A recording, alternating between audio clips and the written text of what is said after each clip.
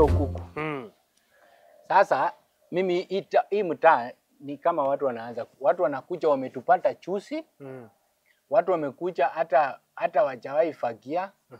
Watu wamekuja hii town hata wajawahi changia kwa matangazo wengine. Wajawahi kuja kwa parasa za watu wanataka kutufundisha na vile tutakaa hii mtaa. Haiwezekani, hiyo mtumishi haiwezekani. Na mimi nilikuambia nikikuwa elevated kwa hii mtaa unaingia mahali nilitoka. Yaani ni kama ile kitabu ya math. Yes, mtoto akikanyaga hivi mguu hivyo.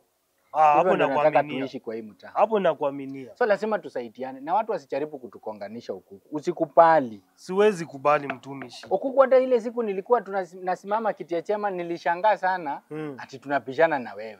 Unajua sasa ni ile kupimana. Unajua kama ungekuwa na opposition leader, ni vizuri ulikuja saa ya mwisho ukanimwagia kura zako. Nikasema sasa zangu mimi nasimama na kichana yetu mtumishi. Ulifanya kitu ya maana. Unajua nilicheza hivi, nilicheza kisalasi. Sasa ndio nilikuwa nashangaa kwani ukuku tunatoka njia moja. Tunapandanga gari moja Mbukinya na Senje na Kuhuchato. Tunafika hapa Eldoret tunakula kitu. Unataka kupishana na mimi. Mimi singe kusukuma mpaka mwisho. Sasa iko hivi. Hiyo ndio nguvu tutakuwa nayo. Tukishikana ndio tutaweza hii Nairobi. Sinda hata ndio maana uliniambia nianze kukaa smart. Ndio sasa at least uongozi nataka smartness. Yes. Unaona sasa hii hata ukitokea kwa parasa watu wanasema huyu ndio kansela. Ama nikienda ushago ananiambia watu wa Nairobi mkae kwa hema. Kwa hema. Watu wa Boma mkae chini ya mti ya maembe ama mapera.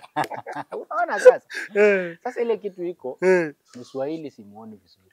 Huyu Mswahili huyu. Na amekuja kwa hii Poma juzi.